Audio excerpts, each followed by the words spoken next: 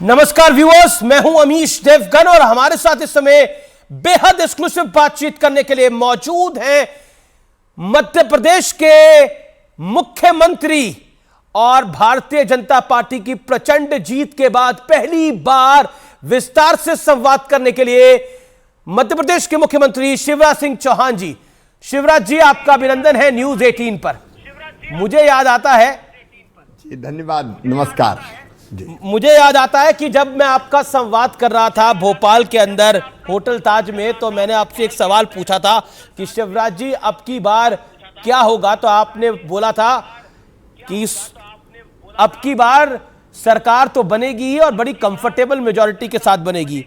लेकिन क्या आपको लगता है इतनी बड़ी जीत का अनुमान था आपको? 150 पार? नहीं, मैं पूरी तरह से आश्वस्त था।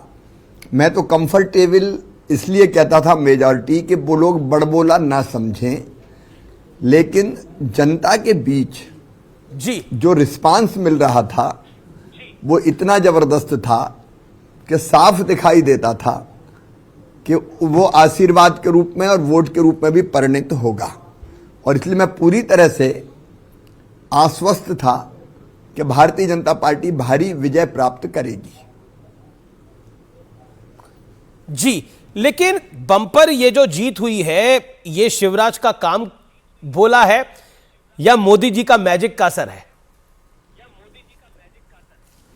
देखिए, मोदी मैजिक हर जगह है।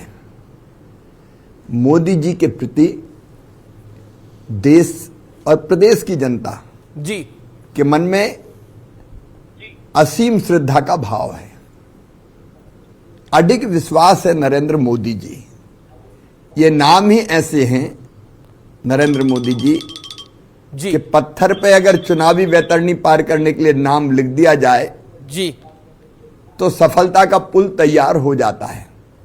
तो मोदी जी के प्रति जो अटूट और अडिग विश्वास, उनके प्रति श्रद्धा, इसका बहुत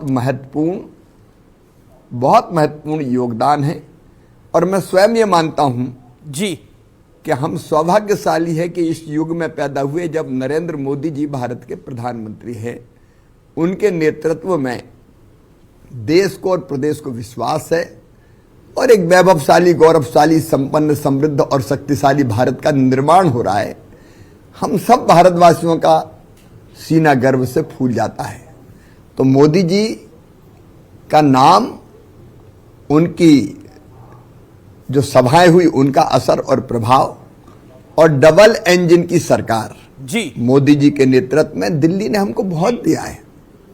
प्रधानमंत्री आवास हो, प्रधानमंत्री ग्राम सड़क योजना हो, आयुष्मान भारत योजना हो, प्रधानमंत्री किसान सम्मान निधि हो, या फिर अलग अलग जनता के कल्याण की योजनाएं हो, उनका भरपूर लाभ। और हमने कोशिश की कि वो ढंग से क्रियान्वित करें। देखिए, जो राज्य ढंग से क्रियान्वित करता है उसको फायदा मिलता है। हमने भरपूर लाभ उठाया, इसलिए एंटी इनकम्बेंसी कहीं नहीं थी। जी, केंद्र सरकार के कामों का ढंग से नीचे क्रियान्वयन और प्लस राज्य सरकार के काम, ये दोनों मिलके एक पे एक 11 हो जाते हैं। क्योंकि लेकिन कहा तो ये भी जा रहा है कि ये मामा का बहनों को रिटर्न गिफ्ट था। जो लाडली बहना योजना आपने चलाई वो गेम चेंजर साबित हुई, और वो रिटर्न गिफ्ट था। 160 सीटें रिटर्न गिफ्ट था भांजियों का मामा को। देखिए, महिला सशक्तिकरण प्रधानमंत्री नरेंद्र मोदी जी का भी मिशन है, और ये अकेली लाडली बहना योजना नहीं है जी। जब पहली बार मुख्यमंत्री में बना तो लाडली लक्ष्मी हमने 2005 में शुरू की थी, और वो उस वेदना से शुरू की थी जो हमने गांव में देखा कि बेटियों को बोझ समझा जाता है जी। इसलिए कई बार बेटियां कोख में मार दी जाती थी।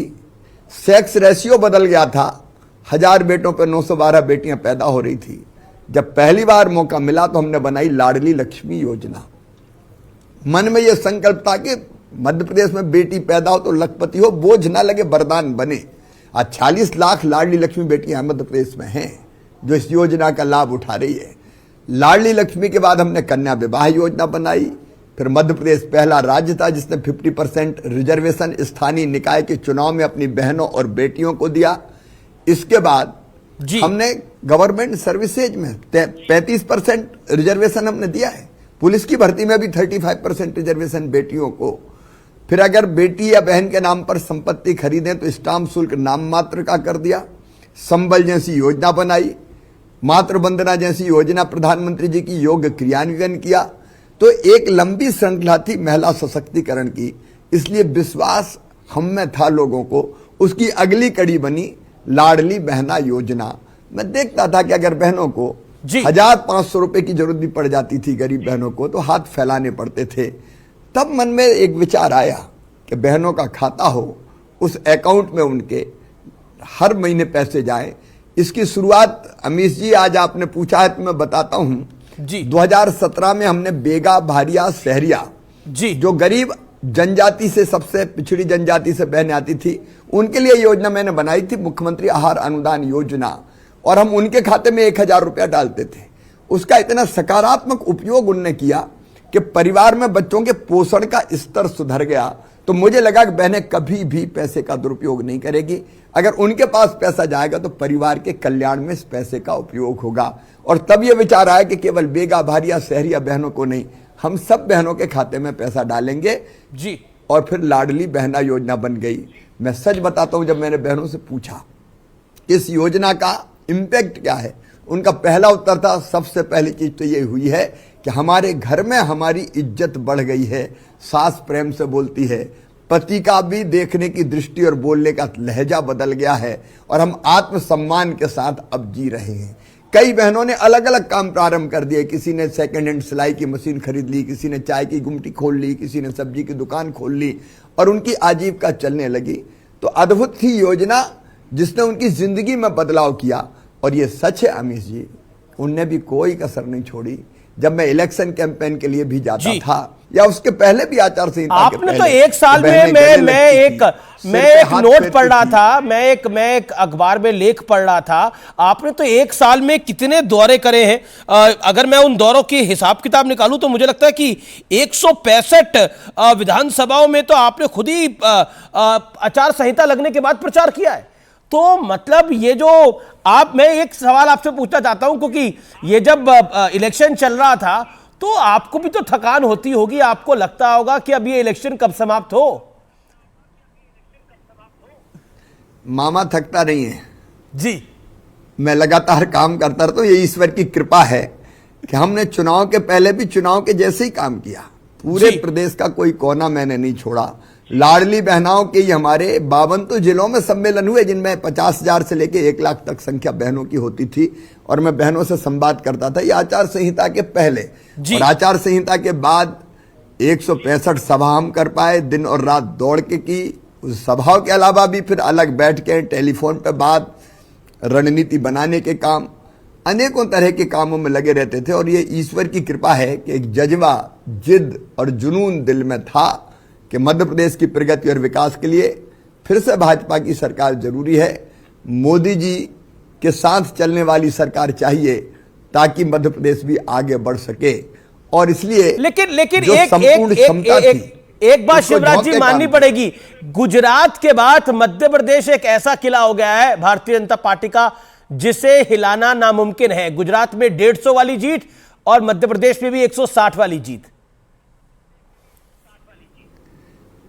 निश्चित तौर पर मध्य प्रदेश अब भारतीय जनता पार्टी का मजबूत गढ़ है। और अब हमने तैयारी शुरू कर दी है लोकसभा के चुनाव की। 29 की 29 सीटें हमको जीतना है।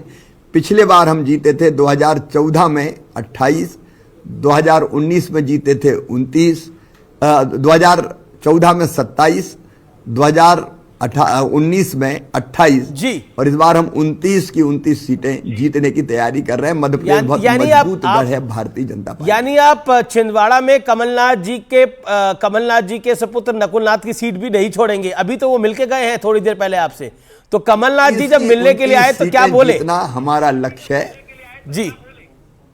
जी मैं कहा कमलनाथ जी अभी आपसे मिलने के लिए आए थे, शिष्टाचार मुलाकात थी, क्या बात हुई? क्या बात हुई? ऐसा था कि जब पिछली बार जी उनकी ज्यादा सीट आई थी तो मैंने बधाई दी थी, और एक राजनीतिक शिष्टाचार है कि भाई आप जीत गए, आपको बधाई। आप इस बार उनने मुझे बधाई दी आके, और शिष्टाचार की बातें ही हुई, सामान्य शिष्टाचार की। लेकिन उनकी पार्टी के नेता तो कुछ कह रहे हैं, एक उनके नेता हैं उदित राज, वो कहते हैं कि ईवीएम की गड़बड़ हो गई, इसीलिए तीनों राज्यों में बीजेपी आ गई, राजस्थान, छत्तीसगढ़ और मध्य प्रदेश। आपके बगल का राज्य है छत्तीसगढ़, वहां भी बीजेपी आ गई। फिर हम तेलंगाना क्यों छोड़ते साहब? अगर ईवीएम से हो सकता तो तेलंगाना भी हम जीत जाते। देखिए, ये खिसियानी बिल्ली खंबा नोचे वाला मामला है। मुझे पता है कि अब ईवीएम ये शुरू होगा, और इंडी गठबंधन जो जमीन पे प्रधानमंत्री जी के नेतृत्व के सामने कहीं टिकता नहीं है, अब वो ईवीएम में गड़बड़ी के आरोप लगाएगा, एक ही राग अलापेगा, ईवीएम ने हरवा दिया, ईवीएम ने हरवा दिया। अब ये कोई बात होती है? आप हिमाचल में जीत जाओ तो ईवीएम नहीं है, अगर आप जी तेलंगाना में जीत जाओ तो वहां ईवीएम में गड़बड़ नहीं है। तेलंगाना में तो कह रहे हैं कि दक्षिण के राज्यों में, कर्नाटक में जीत गए भाई। शिवराज जी, तेलंगाना में तो कह रहे हैं कि राहुल गांधी की भारत जोड़ो यात्रा का असर है, इसीलिए तेलंगाना जीत गए हैं। लेकिन वो उस यात्रा का असर मध्य प्रदेश, छत्तीसगढ़ और राजस्थान में नहीं देखने को मिला, लेकिन तेलंगाना में देखने को मिला। मध्य प्रदेश में राहुल गांधी जी जहां जहां से निकले भारत जोड़ो यात्रा में, वो सब जगह हार गई कांग्रेस। मैं नहीं कह रहा, मैं कोई ब्लेम गेम नहीं खेल रहा, लेकिन यहां क्या हुआ मध्य प्रदेश में? मध्य प्रदेश में तो उस रूट पे अगर आप चले जाएं तो कांग्रेस बुरी तरह हारी। जी, लेकिन ये जो एक बार बार मैं इस सवाल को इसलिए लेके आ रहा हूं क्योंकि प्रधानमंत्री ने बोला ये जो 3 प्रदेशों में जीत हुई है, ये जो जीत की हैट्रिक है, ये 24 में हैट्रिक की भी गारंटी है। 2024 की आपने बोला आप लोगों ने भी अब तैयारी शुरू कर दी है। क्या आपको लगता है कि 24 का चुनाव उतना आसान नहीं रहेगा नरेंद्र मोदी भारतीय जनता पार्टी के लिए, क्योंकि गठबंधन के दल अब और तेजी के साथ एक होंगे? उन्हें लगेगा अकेले मोदी का मुकाबला करना, बीजेपी का मुकाबला करना नामुमकिन सा होता जा रहा है। देखिए, इनके ना विचार एक हैं, ना सोच एक है, ना दिशा एक है, ना दृष्टि एक है। मोदी जी का मैदान में मुकाबला नहीं कर पाते जी। एक साथ आ जाओ, और एक साथ आके भी क्या हुआ? कमलनाथ जी कह रहे थे अखिलेश वखलेश, और वो कह रहे थे कि कांग्रेस बड़ी चालू पार्टी है। अखिलेश जी, ये एक दिल के टुकड़े हजार हुए, कोई इधर गिरा कोई उधर गिरा। इंडी गठबंधन पर किसी को विश्वास नहीं है। आप ये नोट कर लीजिए अमीश जी, जिस दिन लोकसभा के चुनाव के परिणाम आएंगे मई 2024 में, भारतीय जनता पार्टी अब तक के सारे रिकॉर्ड तोड़ के भारी बहुमत के साथ जीतेगी, और प्रधानमंत्री श्रीमान नरेंद्र मोदी जी फिर से प्रधानमंत्री की शपथ लेंगे ही, लेकिन अभूतपूर्व बहुमत के साथ। आज मीडिया से बात करते हुए प्रधानमंत्री ने बोला कि विपक्ष हार का गुस्सा भारत की संसद में ना उतारे, नेगेटिव पॉलिटिक्स को बंद करे जो बीते 9 सालों में उन्होंने करी है। क्या आपको लगता है कि नेगेटिव पॉलिटिक्स बहुत हावी हो गई है? राहुल गांधी ने कुछ ऐसे शब्दों का इस्तेमाल किया प्रधानमंत्री के लिए जिस पर आपने भी बोला राहुल गांधी को कि राष्ट्रीय शर्म है राहुल गांधी। आप बताइए, इस बुद्धि को मैं क्या कहूं? क्रिकेट का मैच हो रहा है, हर एक प्रार्थना कर रहा है भारत जीते भारत जीते। खिलाड़ियों का मनोबल बढ़ाने पीएम साहब पहुंचते हैं, खेलों को कितना बढ़ावा दे रहे हैं वो, और उस पर आप कमेंट करो। तो खेल खेल होता है भाई, कभी हारते हैं कभी जीतते हैं। क्रिकेट तो एक कहावत है कि football by dance, cricket by chance. कई बार एक आधी विकेट गिर जाता तो सारे परिणाम बदल जाते हैं। भारत अभी दनादन जीत रहा है। अब अगर ऐसी कोई घटना हो गई तो भी मैंने तो ये कहा कि वो तो भगवान से प्रार्थना कर रहे थे कि हार जाए तो कुछ कहने का मौका मिल जाए। भारत हार जाए इसकी परवाह नहीं है, प्रधानमंत्री जी के खिलाफ कुछ कहने का मौका मिल जाए। अभी अंधा विरोध, ये शत्रुता की सीमा तक विद्वेष, यही तो नेगेटिव राजनीति है। ये कांग्रेस के हित में नहीं है, ये देश के हित में नहीं है, ये खुद राहुल गांधी के हित में नहीं है। बचकानी सी बातें करते हैं वो, तो लोग हंसते हैं। लेकिन एक ये जो पूरे हिंदी पट्टी में भारतीय जनता पार्टी की जीत हुई है, उसके बाद कांग्रेस के एक नेता ने ट्वीट करा नॉर्थ वर्सेस साउथ, उत्तर बनाम दक्षिण। इस विषय पर आप क्या कहना चाहते हैं? दक्षिण में लगातार भारतीय जनता पार्टी की ताकत बढ़ रही है।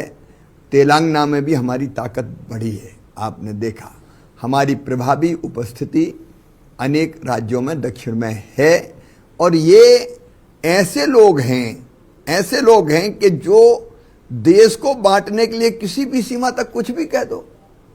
अरे क्या पूरब, क्या पश्चिम, क्या उत्तर, क्या दक्षिण, हम सब भारत मां के लाल, भेदभाव का कहां सवाल। कोई उत्तर नहीं, कोई दक्षिण नहीं, सारा भारत एक है। और हम अपने देश की जनता से प्यार करते हैं।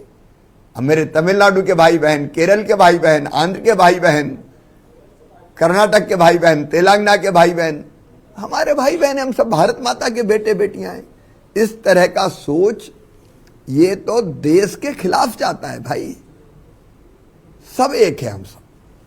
सनातन को गाली, उत्तर बनाम दक्षिण, नेगेटिव पॉलिटिक्स, क्या आपको लगता है कि ये कुछ कारण रहे जिन्होंने बीजेपी को जीत दिलवाई? देखिए, ये बीजेपी विरोध में, मोदी जी के विरोध में इतने अंधे हो गए हैं जी कि सनातन तक का विरोध करने लग जाते हैं। और इसके कारण नुकसान सनातन का नहीं होता। सनातन को क्या बिगाड़ोगे आप? आदि है ना अंत है। कौन कौन आए और चले गए, सनातन अपने स्थान पर लगातार आगे बढ़ता रहा। नुकसान इन्हीं का होना है, नुकसान हुआ है ऐसी चीजों से भी। एक सवाल महत्वपूर्ण है।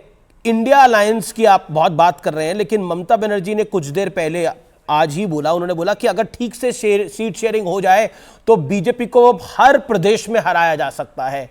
क्या आपको लगता है कि ये जो man to man marking BJP के खिलाफ हो सकती है, क्या उसकी काट है? क्योंकि ऐसा कहा जा रहा था कि मध्य प्रदेश और छत्तीसगढ़ में अमित शाह की रणनीति भी जोरदार थी, मोदी जी का चेहरा था, और ममता बनर्जी कह रही है कि अगर सीट वाइज सीट मार्किंग करेंगे तो बीजेपी हार जाएगी। अमित भाई, मैं आभारी हूं उनका, बहुत कुशल रणनीतिकार हैं। और एक चीज उनके दिमाग में स्पष्ट रहती है जी, रणनीति बनाते हैं तो पार्टी के साथ साथ वो देश का भी सोचते हैं, देश के हित में क्या है। और इसलिए माइक्रो मैनेजमेंट उनका, हमारे राष्ट्रीय अध्यक्ष श्रीमान जेपी नड्डा जी का मार्गदर्शन हमको, और यहां भूपेंद्र यादव जी और अश्विनी वैष्णव जी और शिव प्रकाश जी, इनने भी बहुत प्लानिंग से काम किया। तो अमित जी की रणनीति का सचमुच में बहुत लाभ मिला है। एक सवाल, आखिरी दो सवाल है। बुधनी में आप सिर्फ फॉर्म भरने गए और वहां की जनता ने आपको 1 लाख से ऊपर के मार्जिन से जिता दिया। क्या कहना चाहते हैं बुधनी की जनता को?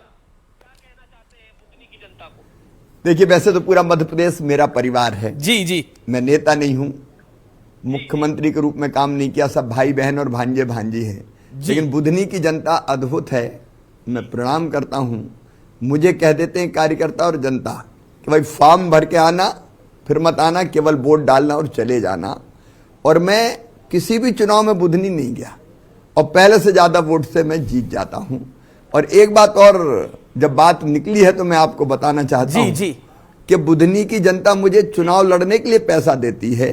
मैं एक दिन फॉर्म भरने के पहले किसी एक दिन निकलता हूं, बीच बुधनी के बीच में एक सड़क है, उस सड़क से दोनों तरफ के गांव के लोग वहां आते हैं आशीर्वाद देने, और साथ में एक थैली भी देते हैं जिसमें पैसे होते हैं और एक पर्ची होती है जिसमें नाम लिखा रहता है, रामलाल के 100 रुपया, श्यामलाल के 50 रुपया, मुन्नी बाई के इतने रुपया या राधा बाई के इतने रुपया। अब ये अद्भुत है, मुझे पैसा भी जनता चुनाव लड़ने के लिए देती है। गरीब से गरीब आदमी मेरे हाथ में कुछ ना कुछ देता है कि भैया ये चुनाव लड़ने के लिए आप पैसा भी देते हैं, चुनाव भी लड़ते हैं और वोट भी देते हैं। मैं तो अत्यंत सौभाग्यशाली हूं जो ऐसी जनता और जनता का ऐसा प्यार और ऐसे कार्यकर्ता मिले हैं, मैं उनको प्रणाम करता हूं। वो पैसा तो, जो जनता का पैसा है, वो तो आपके लिए जीत का शगुन हो गया। लेकिन मैं आपसे एक आखिरी सवाल पूछना चाहता हूं कि आपका पड़ोसी राज्य छत्तीसगढ़, जहां कहा जा रहा था कि कांग्रेस की सरकार हर हालत में बनेगी, लेकिन वहां भी बीजेपी आ गई। क्या आपको इसका बड़ा कारण क्या नजर आता है, अगर एक कारण पूछूं मैं? एक कारण अगर कहें तो श्रीमान नरेंद्र मोदी जी पर विश्वास, मोदी जी की गारंटी पर विश्वास। जी, और क्या माना जाए कि आप अब मध्य प्रदेश की दोबारा कमान संभालने जा रहे हैं, मध्य प्रदेश के लाडले मामा? मैंने पहले भी कहा है कि हम भारतीय जनता पार्टी के कार्यकर्ता हैं, एक बड़े मिशन की पूर्ति के लिए। जी, भारतीय जनता पार्टी उस बड़े मिशन की पूर्ति का माध्यम है हमारे लिए, और वो मिशन है एक वैभवशाली, गौरवशाली, संपन्न, समृद्ध और शक्तिशाली भारत का निर्माण, जहां जनता सुखी रहे और शरीर, मन, बुद्धि और आत्मा का सुख प्राप्त करते हुए अपने अंतिम लक्ष्य तक पहुंच पाए। ऐसे राज्य और समाज जीवन की रचना करना और ऐसे राष्ट्र का निर्माण श्रीमान नरेंद्र मोदी जी के नेतृत्व में हो रहा है। और हम अत्यंत सौभाग्यशाली हैं कि उस युग में हम पैदा हुए हैं जब नरेंद्र मोदी जी भारत का नेतृत्व कर रहे हैं। मेरा पूरा विश्वास है कि मोदी जी के नेतृत्व में भारत भौतिकता की अग्नि में दग्ध विश्व मानवता को शाश्वत शांति के पथ का दिग्दर्शन कराएगा। अभूतपूर्व हमारा देश प्रगति करेगा और जनता लगातार आगे बढ़ ही रही है। अब हमारा देश तीसरी सबसे बड़ी अर्थव्यवस्था बनने वाला है। तो हम गौरवान्वित हैं कि इस लक्ष्य के लिए हम काम कर रहे हैं। जब इस लक्ष्य के लिए काम करते हैं, मैं दोबारा पूछ रहा हूं और मैं क्या बनूंगा, ये नहीं सोचते हम, ये नहीं सोचते। लेकिन जनता ने आपको प्यार बेशुमार दिया है, इस बार रिकॉर्ड तोड़ प्यार दिया है। जनता देखना चाहेगी सीएम आपको, प्रदेश की जनता का प्यार आशीर्वाद है, और जब तक सांस चलेगी जनता की सेवा करते रहेंगे। लेकिन कहां काम करेंगे ये मेरी पार्टी तय करेगी, हमारा मिशन तय करेगा कि कौन से कार्यकर्ता को कहां काम करना है। जी, आपके कई मंत्री भी चुनाव हार गए, कुछ कहना चाहेंगे उनके लिए? विश्लेषण करेंगे। आप अक्सर गुनगुनाते हैं, वहां का भी विश्लेषण करेंगे। जी, अक्सर आप गुनगुनाते हैं, तो कुछ एक लाइन गुनगुनाना चाहेंगे? आज इतना बड़ा जनता ने आपको प्यार दिया है। मैं बसाना चाहता हूं स्वर्ग धरती पर, आदमी जिसमें रहे बस आदमी बनकर, उस नगर की हर गली तैयार करता हूं, आदमी हूं आदमी से प्यार करता हूं। शिवराज जी, आपका बहुत बहुत अभिनंदन, बहुत बहुत शुभकामनाएं, बहुत बड़ी जीत के लिए जो भारतीय जनता पार्टी को आपने दिलाई है। आपने कहा था मैं बीजेपी की सरकार वापस लाऊंगा, और इस सरकार को आप वापस नहीं लाए। इसे कहते हैं बाजे गाजे के साथ एक ऐसी जीत जो अप्रत्याशित है। शिवराज जी, अमीश जी, आपको भी बहुत बहुत धन्यवाद, आपको भी प्रणाम, और जो दर्शक मुझे सुन रहे हैं उनको भी मैं प्रणाम करता हूं। बहुत बहुत धन्यवाद शिवराज जी, आपका हमारे साथ जुड़ने के लिए न्यूज 18 नेटवर्क के साथ। तो ये थे शिवराज सिंह चौहान, जिनका स्पष्ट रूप से कहना है कि हाईकमान